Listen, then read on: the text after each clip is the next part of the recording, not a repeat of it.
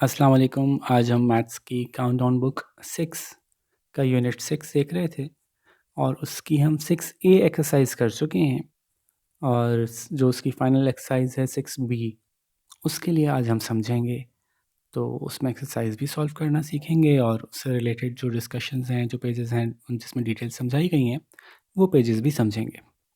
तो MSCS learning facilitation centre की तरफ से मैं हूं फ़र्रुख और कोशिश करूंगा कि आज आपको ये चैप्टर अच्छी तरह से समझ में आ जाए। जैसे मैंने पिछली एक्सरसाइज में आपको कहा था कि ratio and proportion actually fractions की ही एक एक्सटेंडेड फॉर्म है। अगर आपको फ्रैक्शंस अच्छे से समझ में आए हुए हैं तो फिर आपको रेशियो और प्रोपोर्शन बहुत आराम से समझ में आ जाएंगे। ठीक है, तो जैसे कि हमने रेशियो में देखा था कि फॉर एग्ज़ाम्पल हमने कहा था कि 2 आउट ऑफ 5 का मतलब है 2:5। ठीक है, ये बात तो आपको याद होगी। अगर किसी को याद नहीं है तो वो जो है वो पिछली वीडियो देख ले और वहाँ से उसको समझ में आ जाएगी आराम से।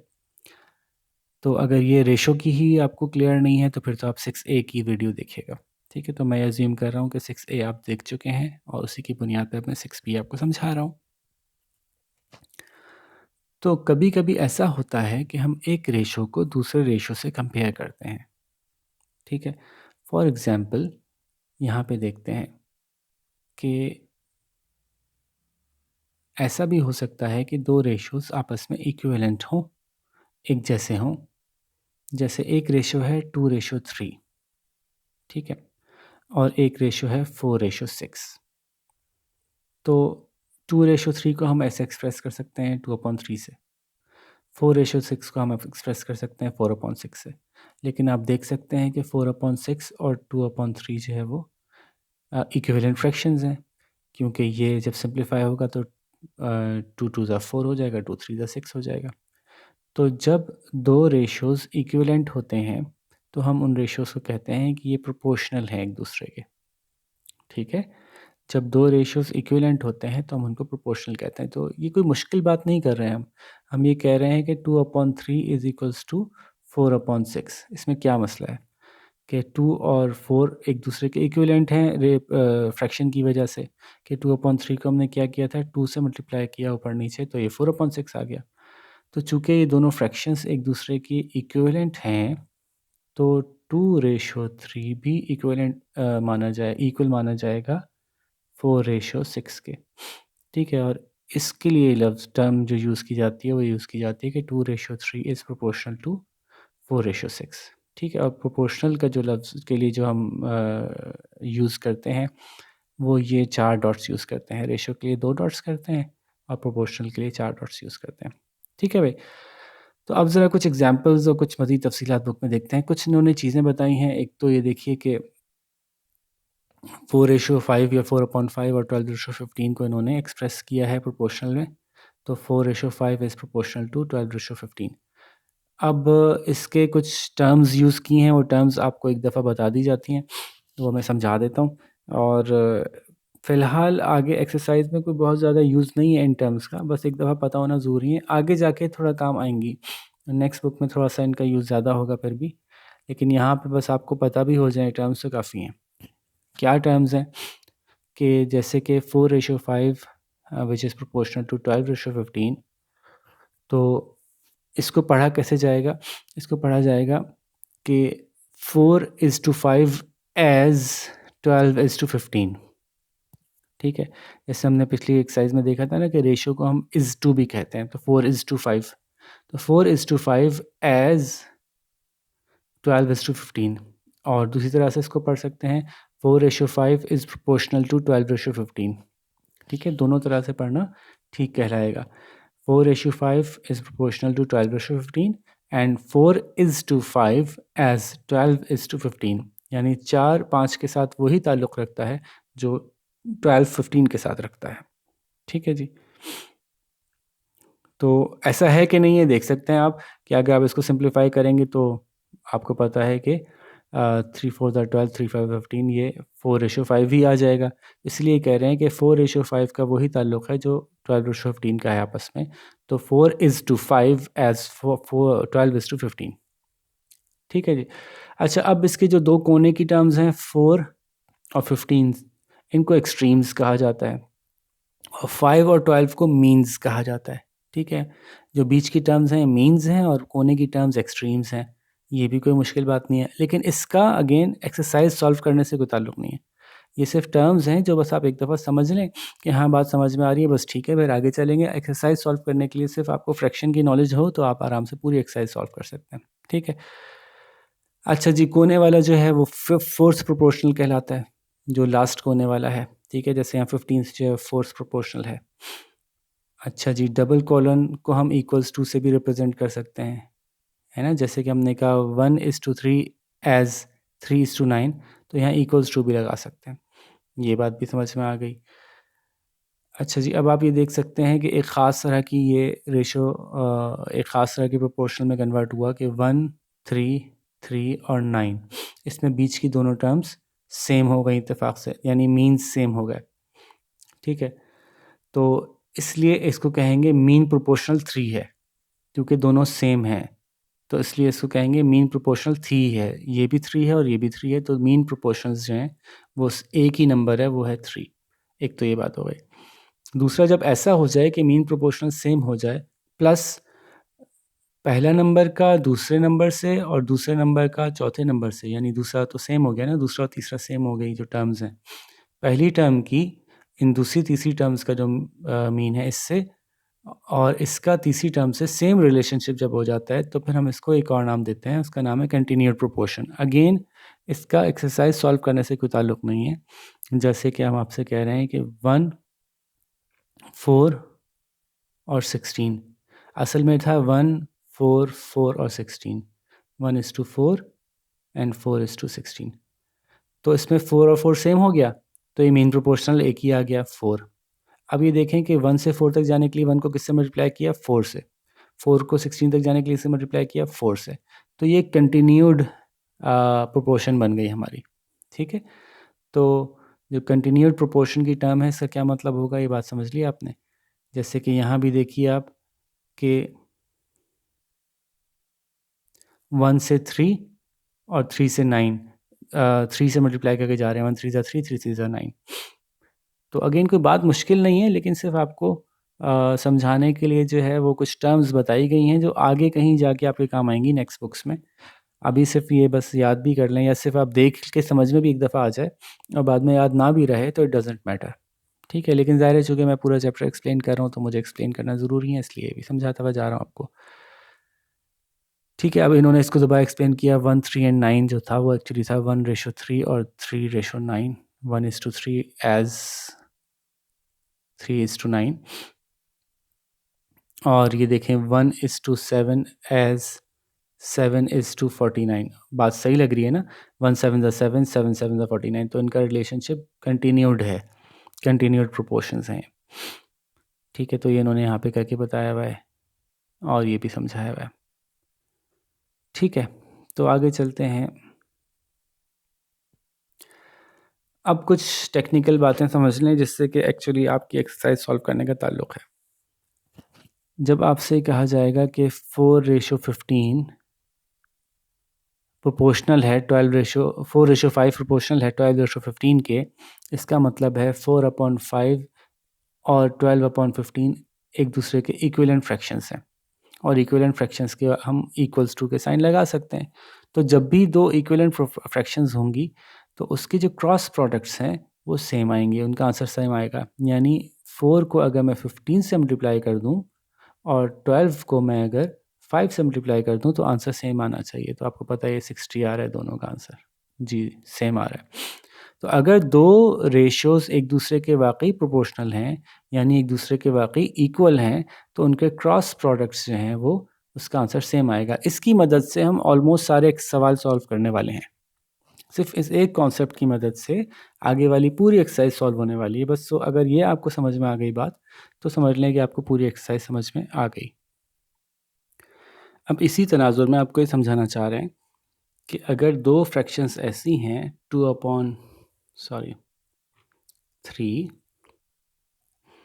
और 4/5,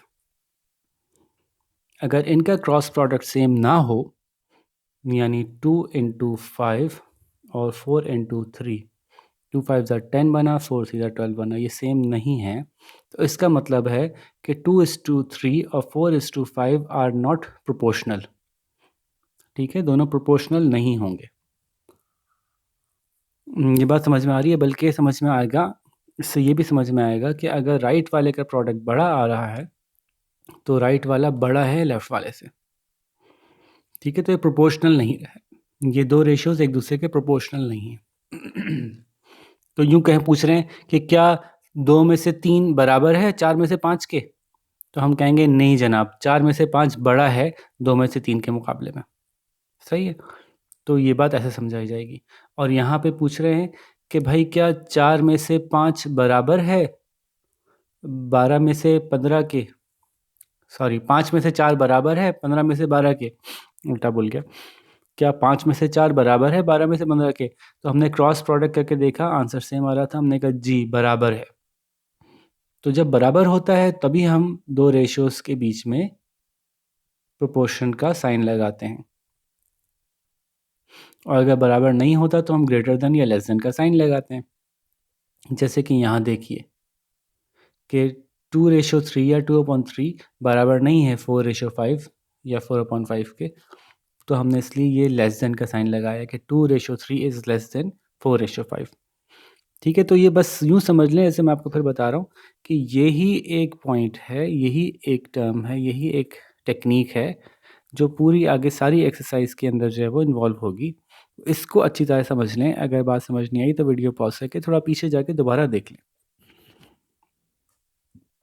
ठीक है, तो क्रॉस प्रोडक्ट रूल जो है यही अब चलेगा, तो उन्होंने इसकी बहुत सारी एग्जांपल्स भी दे दी। देखिए, शाहिद ने 4 विकेट्स ली 8 ओवर में, तो क्या रेशो बन गया जी? 4/8 या 4:8। मुजीब ने 3 विकेट्स ली 5 ओवर में, तो क्या बन गया?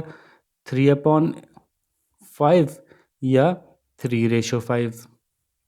ठीक है, बताइए किसका रिकॉर्ड बेहतर है? 8 में से 4 बेहतर है या 5 में से 3 बेहतर है? तो या दोनों बराबर हैं, पता नहीं, तो चेक कर लेते हैं। हमारा जो क्रॉस प्रोडक्ट का रूल है वो क्या है कि हम क्रॉस प्रोडक्ट करके देख लेते हैं, अगर इक्वल आते हैं तो इक्विवेलेंट होते हैं, यानी सेम होते हैं दोनों रेशोज, और इक्वल नहीं आते तो जो बड़ा आता है वो बड़ा हो जाता है। तो अभी सॉल्व करके देखते हैं इसको। तो उसके लिए हम क्या करेंगे, 5 को 4 से मल्टीप्लाई करेंगे, 3 को 8 से मल्टीप्लाई कर देंगे। ठीक है, तो करके देखते हैं। 5 4 20 आ रहा है और 8 3 24 आ रहा है। तो देखें कि 24 बड़ा है 20 के, दोनों प्रोपोर्शन सेम नहीं है, बल्कि लेफ़्ट वाला छोटा है राइट वाला बड़ा है। दिस मीन्स कि 5 ओवर में 3 विकेट लेना ज़्यादा बड़ी बात है 8 ओवर में 4 विकेट लेने के मुकाबले में। ठीक है, अच्छा इन्होंने क्या किया, इन्होंने बस चूँकि मैं आसान करके समझा रहा था तो मैंने कोई और प्रोसेस इन्वॉल्व नहीं किया। इन्होंने 4:8 को पहले सिंप्लीफाई कर दिया 1:2 में या 1/2 में, और फिर कंपेयर किया है, तो अगेन आंसर वही आया है कि जो राइट वाला था वो बड़ा था लेफ़्ट वाले से। ठीक है, तो हमने क्या कहा, मुजीब का रिकॉर्ड बेहतर है जिसने 5 ओवर में 3 विकेट्स ली। आगे चलते हैं, कौन सा रेशो ग्रेटर है, 7:8 बड़ा है या 5:6 बड़ा है? बहुत आसान है, 7/8 कीजिए, 5/6 कीजिए और क्रॉस मल्टीप्लाई कर दीजिए, तो 7 × 6। अब चेक करते हैं कि क्या ये बराबर है 5 × 8 के। तो हमने देखा 8 5 40 होता है, जबकि 6 7 42 होता है। तो हमें पता है कि ये वाली साइड बड़ी है, तो हम ग्रेटर देन का साइन लगाएंगे। 7/8 इज़ ग्रेटर देन 5/6। ठीक है, ये रेशो प्रोपोर्शनल नहीं था, जब दोनों साइड इक्वल आएंगी तभी सिर्फ प्रोपोर्शनल का साइन लगेगा। ठीक है, दो रेशोज आपस में प्रोपोर्शनल नहीं थे। ठीक है जी, नेक्स्ट एग्जांपल देखते हैं। अच्छा, अगला सवाल तो बहुत आसान है, वो तो प्रोपोर्शंस का है भी नहीं, सिर्फ रेशो का ही है। एक आदमी 2400 रुपये अर्न करता है और 2100 रुपये स्पेंड करता है, उसका रेशो निकालिए उसकी सेविंग से उसकी इनकम का। इनकम 2400 है और सेविंग कितनी है, 2400 में से 2100 माइनस की तो पता चला 300 आ गई। तो ये 2400 रेशो 300 है, 22,400 रेशो 300। इसको हम सिंप्लीफाई कर देते हैं, तो 3 1 ज़ा 3, 3 8 ज़ा 24, तो ये 8:1 हो गई। ठीक है, इनकम टू सेविंग, इनकम पहले सेविंग बाद में। अगर आपसे आप पूछ रहे हैं सेविंग टू इनकम, जैसे यहाँ लिखे उन्होंने सेविंग टू हिज इनकम, तो इनकम सेविंग पहले लिखेंगे, इनकम बाद में लिखेंगे, 1:8। ठीक है, तो देखें उन्होंने 1:8 ही लिखा है। ठीक है जी, आगे चलते हैं। अब ये कह रहे हैं कि एक रेशो ये है P/5, यानी P/5। एक रेशो ये है 3:4, 3:4 यानी 3/4, और ये इन्होंने बता दिया कि ये प्रोपोर्शनल हैं यानी इक्वल्स हैं। तो बस फिर अब तो आसानी हो गई कि P मालूम करना है। P कैसे मालूम करेंगे? सारी जो न्यूमेरिक टर्म्स हैं उनको एक तरफ ले जाएं, और जो बाकी टर्म्स हैं यानी जो अननोन टर्म है उसको एक तरफ ले लें, तो खुद ब खुद आंसर मालूम हो जाएगा। दिस मीन्स कि अगर मैं किसी तरह से 5 को वहाँ ले जाऊँ तो P अकेला रह जाएगा, मुझे P का आंसर पता चल जाएगा। ठीक है, तो जो नंबर यहाँ पे डिवाइड होता है जब हम दूसरी तरफ लेके जाते हैं तो मल्टीप्लाई हो रहा होता है। एक्चुअली हम क्या करते हैं, हम कहते हैं we multiply 5 on both sides. जब 5 बोथ साइड से मल्टीप्लाई किया तो यहाँ से 5 कट गया और यहाँ 5 रह गया, 5 6 15/4, तो P की वैल्यू आ गई 15/4। चूँकि ये हम मज़ीद इसको मिक्स में कर सकते हैं, तो इसको हम, ये इम्प्रॉपर फ्रैक्शन है ना, तो मिक्स में कर लेते हैं। 15 अंदर रखा, 4 बाहर रखा, 4 3 12, बचा 3, आंसर आया 3 होल नंबर 3/4। ये देखें। ठीक है जी, एक्चुअली सवाल किस चीज़ का था? ये वही क्रॉस मल्टीप्लिकेशन का सवाल था, क्रॉस प्रोडक्ट्स। नेक्स्ट क्वेश्चन है, ratio of boys to girl is 3:2। 3:2 के रेशियो से लड़कियां हैं। अब लड़कियां और लड़के हैं, ठीक है, बॉयज़ 3 हैं और गर्ल्स 2 हैं। अब कह रहे हैं कि अगर बॉयज़ 672 हैं तो बताएं गर्ल्स कितनी हैं। चूँकि इन्होंने बता दिया कि ये रेशियो इक्वल है, ये रेशियो बराबर है, ये बात पहले से हमें गिवन है, तो अब आसान हो गया कि हमें गर्ल्स को एक तरफ रखते हुए बॉयज़ को, सब बाकी सारे नंबर्स को दूसरी तरफ लेके जाना है। बस ख्याल ये रहे कि जो नंबर जो अननोन एंटिटी है, जो वेरिएबल है, वो नीचे ना आ रहा हो, डिनोमिनेटर में ना आ रहा हो, न्यूमरेटर में आ रहा हो। तो हम क्या करते हैं, जी को यहाँ ले जाते हैं और बाकी टर्म्स को इधर ले आएंगे। ठीक है, तो जैसे मैंने पहले ऊपर कहा कि ये एक्चुअली हम कर ऐसे रहे होते हैं कि multiplying by G on both side, ऐसे कर लें। अगर आप यूज़ टू हो गए हैं, आपको अंदाज़ा हो गया है कि अलजेब्रा कैसे मूव करता है अलजेब्रा में वेरिएबल, तो डायरेक्ट भी कर सकते हैं कि बस जी को अगर यहाँ पे डिवाइड हो रहा है, इक्वल्स टू की दूसरी तरफ जाएगा तो मल्टीप्लाई होने लगेगा। तो G multiply by 3/2 is equals to 672। अभी भी जी अकेला नहीं हुआ, तो अब इनको हम यहाँ से उधर लेके जाते हैं दूसरी तरफ एक इक्वेशन के। तो 2 यहाँ डिवाइड हो रहा है, यहाँ जाके मल्टीप्लाई हो रहा है, 3 यहाँ मल्टीप्लाई हो रहा है, यहाँ जाके डिवाइड हो जाएगा। तो G is equals to 672 multiply by 2/3। ठीक है जी, तो देखिए इन्होंने यही किया, 672 मल्टीप्लाई बाय 2/3। ठीक है, तो इसका आंसर जो है वो सिंपली आ रहा है हमारे पास 448।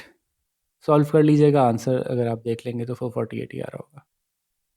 तो पता चला कि गर्ल्स हमारे पास 448 हैं, बॉयज़ कितने थे 672, गर्ल्स 448 हैं। तो यूँ हम आसानी से निकाल सकते हैं कि गर्ल्स कितनी थी। साथ में उन्होंने बोला टोटल नंबर ऑफ स्टूडेंट्स बता दो कितने थे, तो ये भी आसान है, 448 गर्ल्स हैं, 672 बॉयज़ हैं, इनको ऐड कर लें, 1120 आंसर आ गया, डन।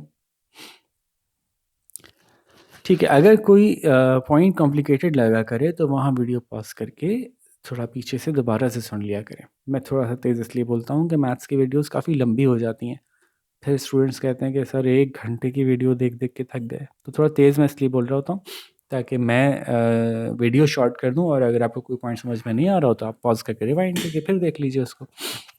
ठीक है, अब और मज़ीद एग्जाम्पल्स पे चलते हैं। अब गौर करें, सारी एग्जाम्पल्स वही क्रॉस मल्टीप्लिकेशन यानी क्रॉस प्रोडक्ट की हैं। कुछ इन्होंने एक मज़ीद इन्फॉर्मेशन दी है, लेकिन ये भी क्रॉस प्रोडक्ट से रिलेटेड ही इन्फॉर्मेशन है कि रेशियोज़ दो तरह से लिए जा सकते हैं कि कोई एक रेशियो दूसरे रेशियो के साथ डायरेक्टली प्रोपोर्शनल हो सकता है, और एक रेशियो दूसरे रेशियो के साथ इन्वर्सली प्रोपोर्शनल भी हो सकता है। यानी यूँ कह लें कि डायरेक्टली प्रोपोर्शनल उसको कहते हैं जब एक चीज़ बढ़ रही हो तो दूसरी चीज़ भी बढ़ रही हो। ठीक है। फॉर एग्जांपल जैसे-जैसे मेरी उम्र बढ़ रही है वैसे-वैसे मेरा वज़न बढ़ रहा है, डायरेक्टली प्रोपोर्शनल हो गया। लेकिन अगर कोई ये कहे नहीं जैसे-जैसे मेरी उम्र बढ़ रही है वैसे-वैसे मेरा मेरा वज़न कम हो रहा है, तो अब ये इन्वर्सली प्रोपोर्शनल हो गया। ठीक है, ये बहुत आसान सी बात है। इसको सॉल्व करने के लिए कोई टेक्नीक नई नहीं चाहिए। टेक्नीक वही क्रॉस प्रोडक्ट की ही है। जैसे इन्होंने कहा कि एक बॉल का वज़न 2 किलो है, 2 बॉलों का वज़न 4 किलो है। तो जैसे-जैसे बॉलें बढ़ेंगी वैसे-वैसे वज़न बढ़ेगा। तो अगर बॉलें 1 से 2 हो गईं, तो वज़न 2 से 4 हो जाएगा। तो ये बॉलों का रेशियो है, ये वज़न का रेशियो है और ये दोनों रेशियोज़ एक दूसरे के इक्वल हैं।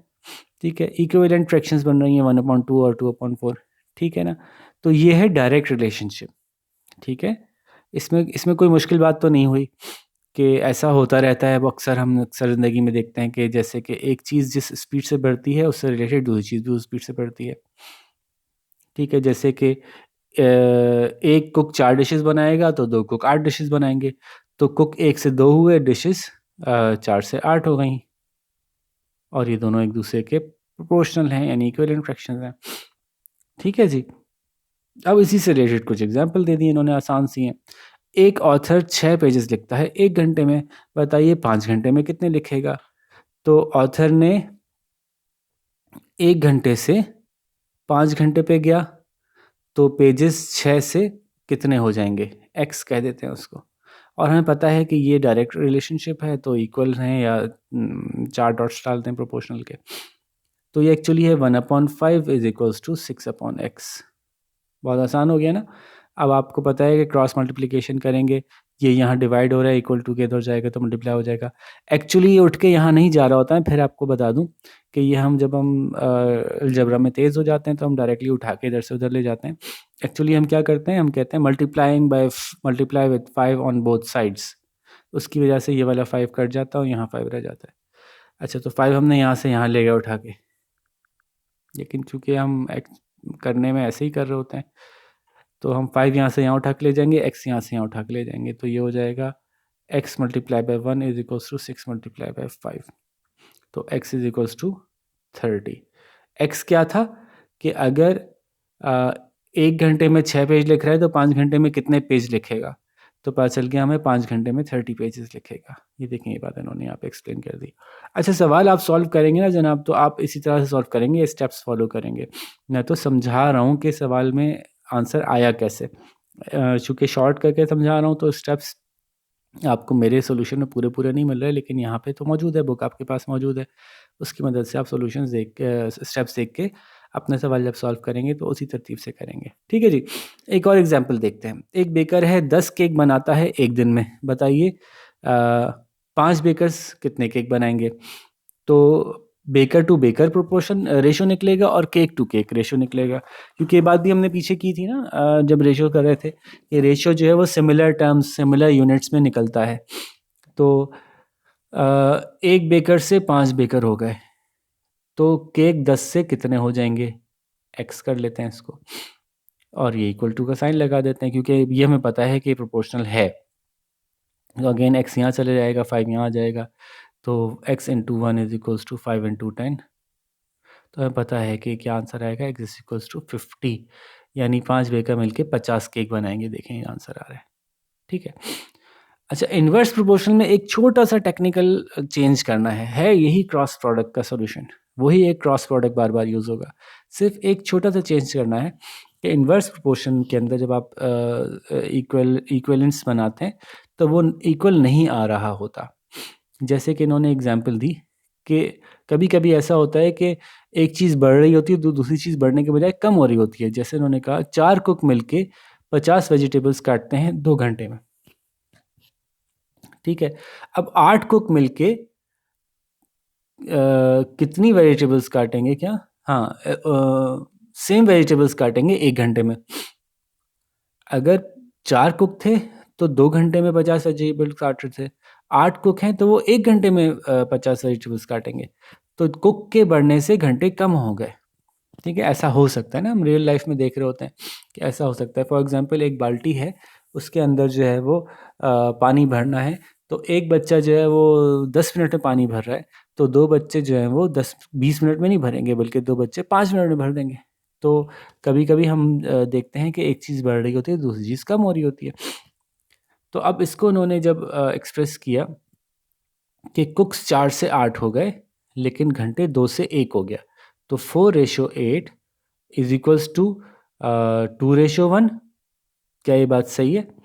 तो देख लेते हैं, ये यहाँ जाएगा, ये यहाँ जाएगा, तो देख लीजिए 4 1 ज़ा 4 और 8 2 ज़ा 16, तो इक्वल टू नहीं है, ये इक्वल नहीं है, ये प्रोपोर्शन इक्वल नहीं है। इसकी वजह ये है कि जब भी इन्वर्स का मामला होगा तो प्रोपोर्शंस इक्वल नहीं आएंगे। बस अब आपको ये करना है कि ये बात आपको पता है कि ये प्रोपोर्शनल नहीं है, ये बात जो अभी हो रही है डायरेक्ट रिलेशनशिप नहीं है, ये इन्वर्स रिलेशनशिप है। जब पहले से समझ में आ गई कि इन्वर्स रिलेशनशिप है, तो सवाल सॉल्व करने के लिए हम क्या करते हैं, जानबूझ के किसी एक टर्म को उल्टा कर देते हैं। जैसे 2/1 को मैंने 1/2 कर दिया। अब देखें क्या ये इक्वल आ रहे हैं? बात तो उलट हो गई, लेकिन सिर्फ मैथमेटिकली सॉल्व करने के लिए हम इसको उलट कर देते हैं। इसको इससे मल्टीप्लाई करें, इसको इससे मल्टीप्लाई करें, तो 4 2 ज़ा 8 होता है और 8 1 ज़ा 8 होता है, इक्वल आ गया। या मैं इसको उल्टा कर देता, असल क्या था, 4/8 शुड बी इक्वल टू 2/1, लेकिन था नहीं, तो हमने क्या किया, इसको भी उल्टा कर सकते हैं, ये 8/4 करके 2/1 कर दें, अभी भी सेम आंसर आएगा, 4 2 ज़ा 8 8 1 ज़ा 8। तो जब हमें पता है कि इन्वर्स रिलेशनशिप है, तो आंसर निकालने के लिए आखिर में हम किसी एक साइड के रेशो को पलट देते हैं। बस ये टेक्निकल एक बात बताई इन्होंने। डायरेक्ट रिलेशनशिप में तो बिल्कुल वैसे ही था जैसे पीछे एग्जांपल होती आ रही हैं। इन्वर्स रिलेशनशिप में भी क्रॉस प्रोडक्ट वैसे ही निकलेगा, बस हमें पता है कि क्रॉस प्रोडक्ट निकालेंगे आंसर सेम नहीं आएगा, तो सेम आंसर लाने के लिए हम उसको पलट देंगे। ठीक है, तो अब कुछ एग्जाम्पल उन्होंने दिए हैं। 6 Gardner's plant a flower bed in 4 days. एक ही फ्लावर बेड है, उसको प्लांट करना है, तो 6 गार्डनर्स 4 दिन में करते हैं। बताइए कि 8 गार्डनर्स कितने दिन में करेंगे, तो ज़ाहिर है पहले से कम दिन में करेंगे। ये बात हमें पता चल गई कि ये इन्वर्स रिलेशनशिप है। तो 6 से 8 हुए गार्डनर्स, तो बताइए 4 से कितने दिन लगेंगे। लेकिन हमें पता है ये इक्वल टू नहीं आएगा। इसको सॉल्व करने के लिए, इक्वल टू को करेक्ट करने के लिए हम किसी एक साइड को इन्वर्स कर देते हैं। तो ये 6/8 इज इक्वल्स टू x/4 कर दिया मैंने। ठीक है, तो ये एग्जैक्टली वही क्रॉस प्रोडक्ट का ही सवाल है, सिर्फ हमें पता है, चूंकि हम सवाल से समझ चुके हैं कि इन्वर्स का सवाल है, इसलिए हमने जानबूझ के इसको उल्टा कर दिया। अब जब निकालेंगे तो ये आंसर हमारा सही आ जाएगा। 6 4 ज़ा 24 इज इक्वल्स टू 8x, और फिर 8 को इधर ले जाएंगे, यहाँ मल्टीप्लाई हो रहा है, यहाँ जाके डिवाइड हो जाएगा। 24/8 इज इक्वल्स टू x। 8 1 ज़ा 8 8 3 ज़ा 24। तो हमें पता चल गया कि 8 गार्डनर्स मिलके 3 दिन में ये सारा काम कर लेंगे। देखें, यही इन्होंने पूरा सॉल्व किया हुआ है, स्टेप्स यही फॉलो कीजिएगा। बुक मौजूद है, आप आराम से बुक को स्टडी कर सकते हैं ये देखने के लिए कि स्टेप्स कैसे फॉलो हो रहे हैं। इसी तरह से एक और एग्जांपल लेते हैं, वो भी आसान सी एग्जांपल है। 2 मज़दूर मिलके एक दीवार 10 दिन में बनाते हैं, तो बताइए 5 मज़दूर कितने दिन में बनाएंगे। तो पहले तो इसका हम रेशो बना लेते हैं, 2 से 5 हुए तो 10 से x हो गए। चूँकि हमें पता है कि इन्वर्स का ताल्लुक़ है, क्योंकि 2 से 5 मज़दूर हुए हैं तो दिन कम होंगे, तो ये इक्वल टू तब बनेगा जब इनमें से किसी एक को पलटेंगे। ठीक है, आपकी आसानी के लिए इस एग्जांपल के तौर पे मैं किसको पलटूँ, ऐसा करता हूँ कि इस दफ़ा इसको पलट देता हूँ। तो 5/2 इज इक्वल्स टू 10/8 10/x। अब सही बात हो गई। ठीक है, x को यहाँ ले जाते हैं, 2 को यहाँ ले जाते हैं, तो 5x इज इक्वल्स टू 20 और x इज इक्वल्स टू 20/5 यानी 4। तो क्या पता चला कि 5 मिशन मिलके 4 दिन में वो दीवार कंप्लीट कर देंगे। सही है भाई। तो ये सारे एग्जाम्पल्स मैंने अच्छी तरह से समझा दिए। अब तो आपके लिए एक्सरसाइज बहुत आसान हो जानी चाहिए थी, क्योंकि पूरी एक्सरसाइज है ही किस टॉपिक के ऊपर, क्रॉस प्रोडक्ट के ऊपर। फ्रैक्शन समझ में जिसको आती हो, इक्विवेलेंट फ्रैक्शन जिसको समझ में आती हो, और क्रॉस प्रोडक्ट के ज़रिए से उसको अलजेब्रिकली सवाल सॉल्व करना आता हो, तो वो ये सारी एक्सरसाइज ये बिल्कुल चुटकी बजाते में सॉल्व कर लेगा। ठीक है, अगेन मैं आपसे फिर ये कहूँगा कि मैं थोड़ा तेज़ चलाऊँ, कोई चीज़ आपको समझ में नहीं आई हो तो पॉज करके पीछे जाइएगा।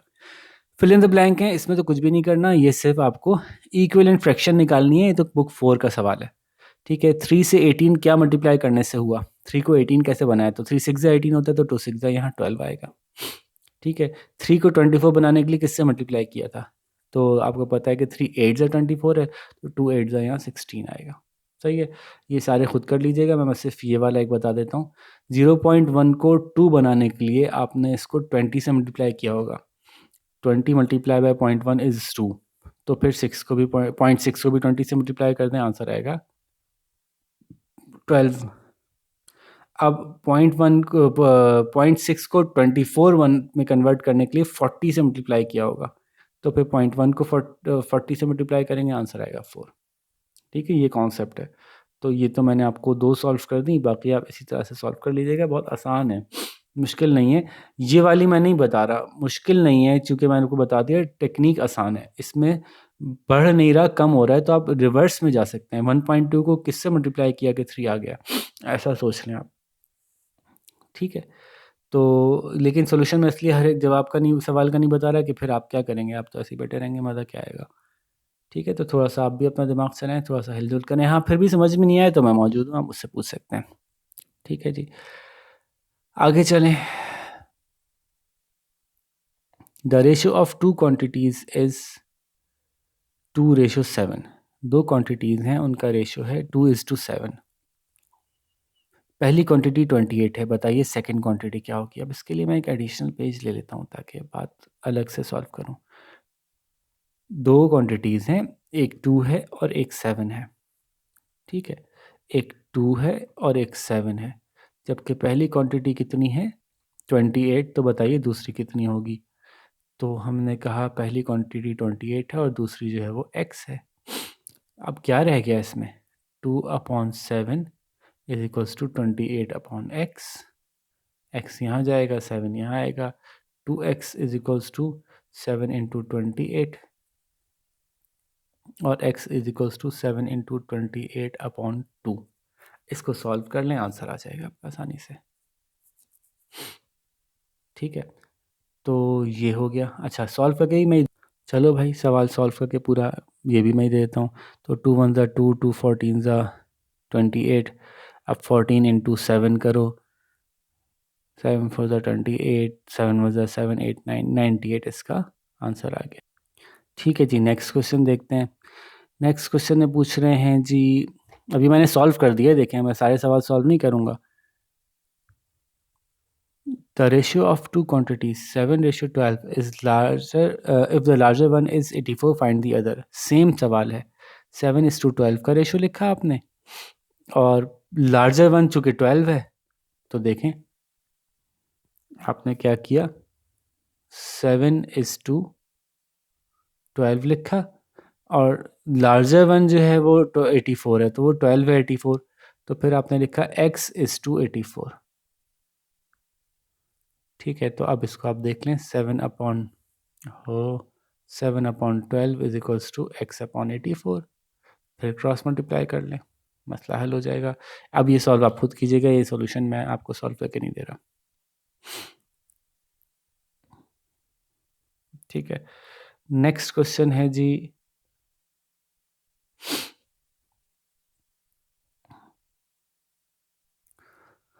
a school in school A 275 out of 300 students receive A grade, in school B 120 out of 150 receive A grade, which has a better record।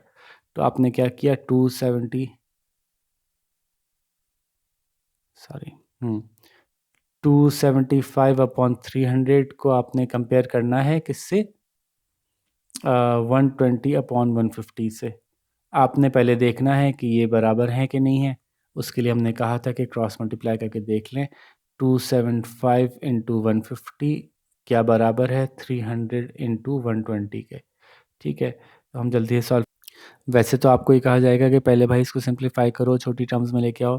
बहरहाल मैं भी जल्दी में आपको डायरेक्ट आंसर बता देता हूँ कि 275 इंटू 150 होता है 41250। अगर आप सिंप्लीफाई कर लेते तो आंसर छोटे छोटे आते, और करना चाहिए भी आपको सिंप्लीफाई। ठीक है, और 300 इंटू 120 कितना आता है, ये तो वैसे ही आसान है, क्योंकि 12 3 से क्या होता है 36। ठीक है, तो उसकी वजह से आएगा 36000। अब देखें दोनों बराबर नहीं है, ये वाली साइड ग्रेटर है, तो हम कहेंगे 275/300 इज़ ग्रेटर देन 120/150। ठीक है, वापस जाते हैं इधर, तो हम कहेंगे कि school A has a better record. ठीक है, तो ये हो गया। लो, ये सवाल भी मैंने सॉल्व कर दिया पूरा। ये बड़ा मसला है कि बातों बातों में पूरे सवाल ही सॉल्व हो जाते हैं, आप लोग बड़े खुश होते हैं। The ratio of milk to water. अच्छा, मैं पेज क्लीन कर लूँ ज़रा।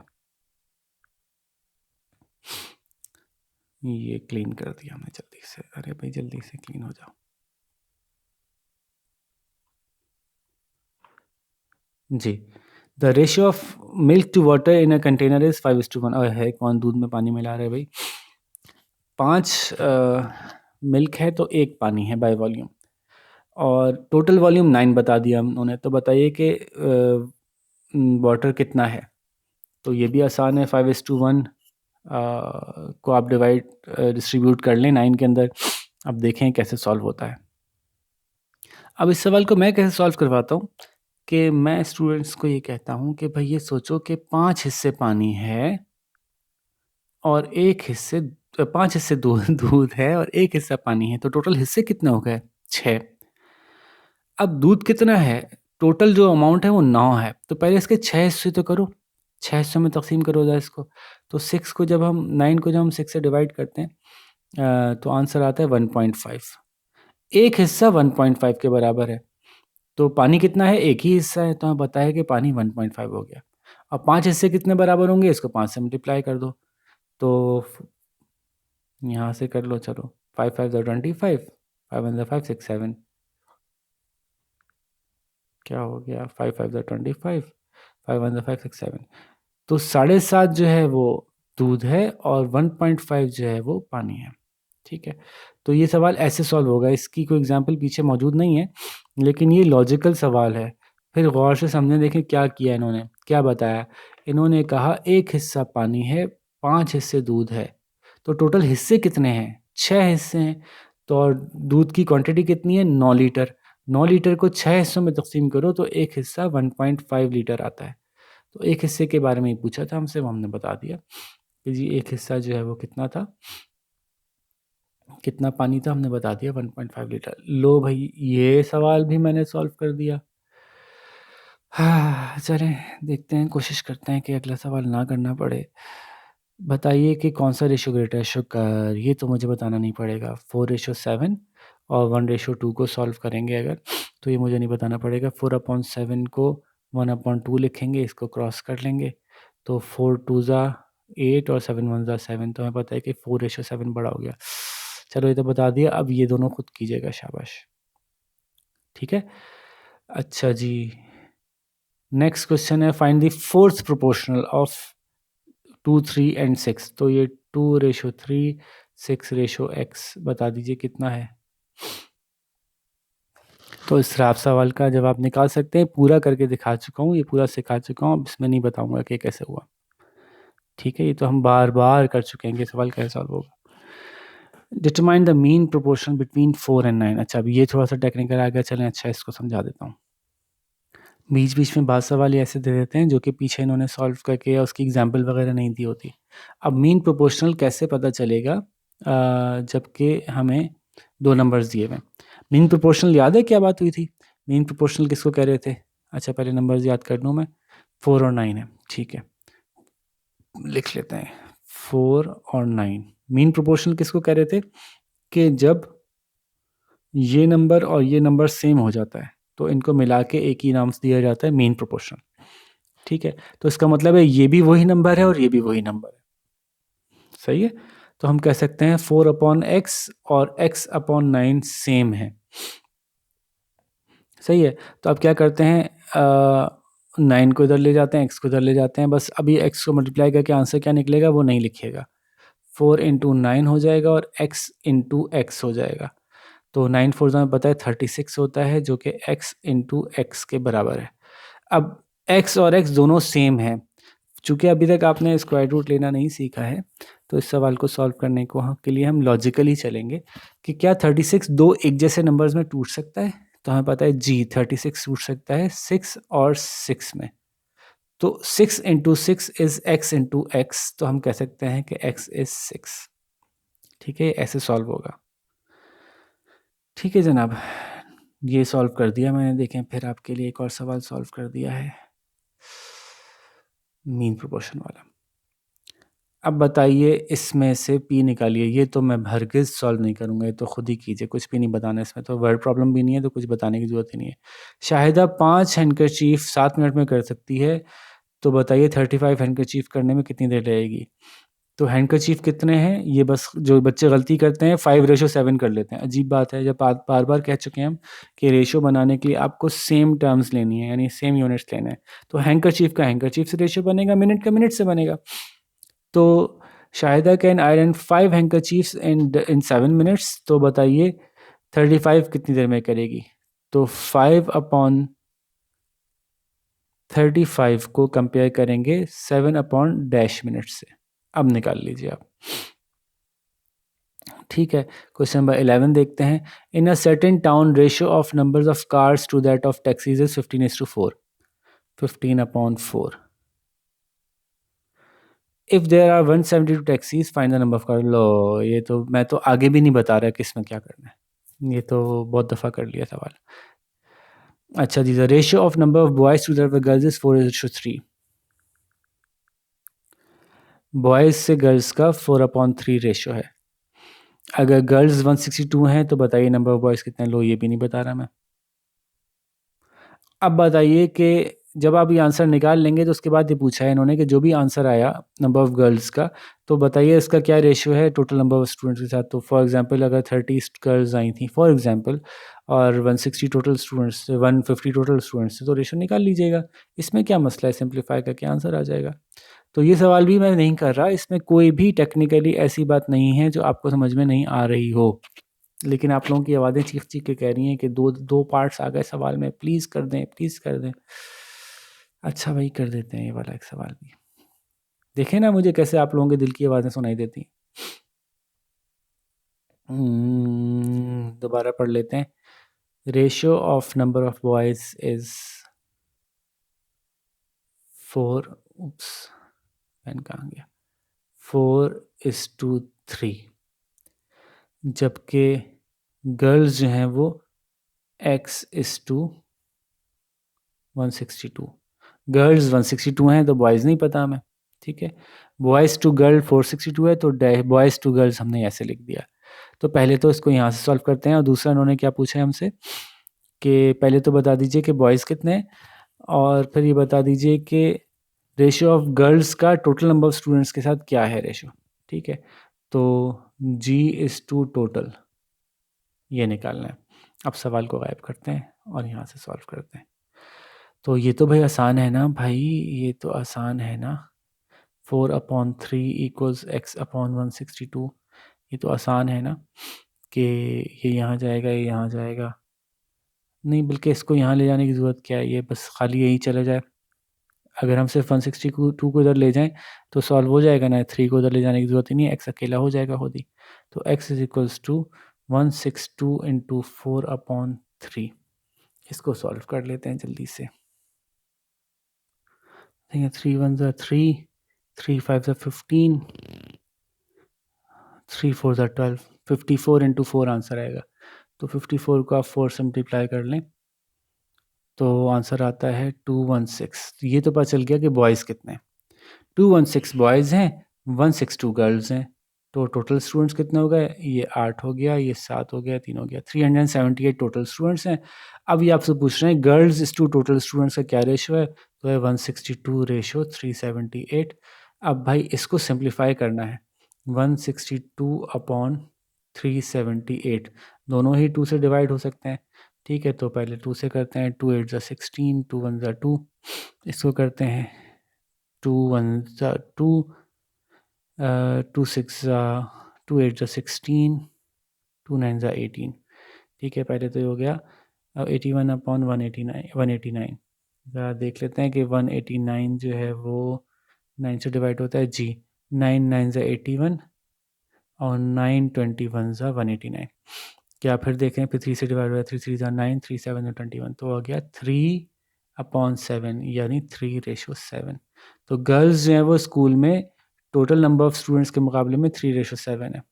ठीक है, तो ये पूरा सवाल मैंने आपको सॉल्व कर दिया। आखिरकार आपके दिलों की आवाज़ सुन ही ली मैंने। अच्छा जी, कोई इन्वर्स प्रोपोर्शन का नहीं आया, देखते हैं।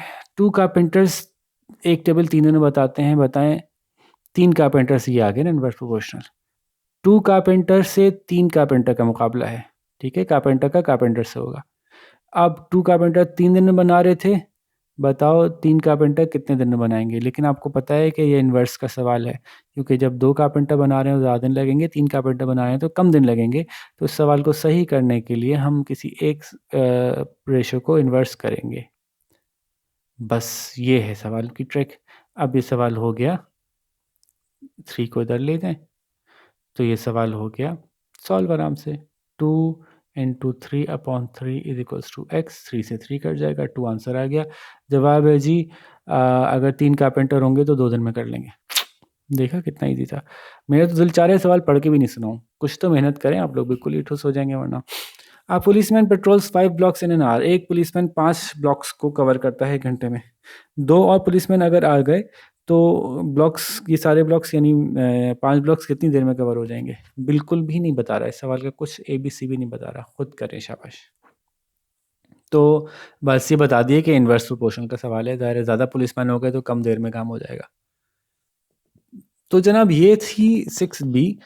जैसे मैंने कहा था आपको कि टोटली क्रॉस प्रोडक्ट का सवाल है। क्रॉस प्रोडक्ट के सारे सवाल हैं, कुछ डिफरेंट नहीं है, कुछ नया नहीं है।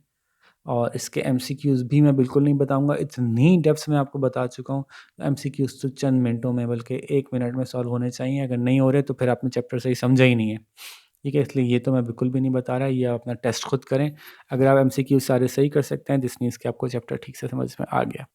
ठीक है जी, तो बस यहाँ पे आपसे इजाज़त चाहेंगे। उम्मीद है कि पूरा रेशियो प्रोपोर्शंस क्लियर हो गया होगा। बच्चों को बहुत मुश्किल लगता है, पता नहीं क्यों। अगर फ्रैक्शन क्लियर है तो फिर रेशियो प्रोपोर्शंस मुश्किल नहीं लगना चाहिए था। ठीक है, तो बस यहाँ पे आपसे इजाज़त चाहेंगे। अपना बहुत सारा ख्याल रखिएगा। आप नेक्स्ट लेसन के साथ मुलाकात करेंगे आपसे। अल्लाह हाफ़िज़।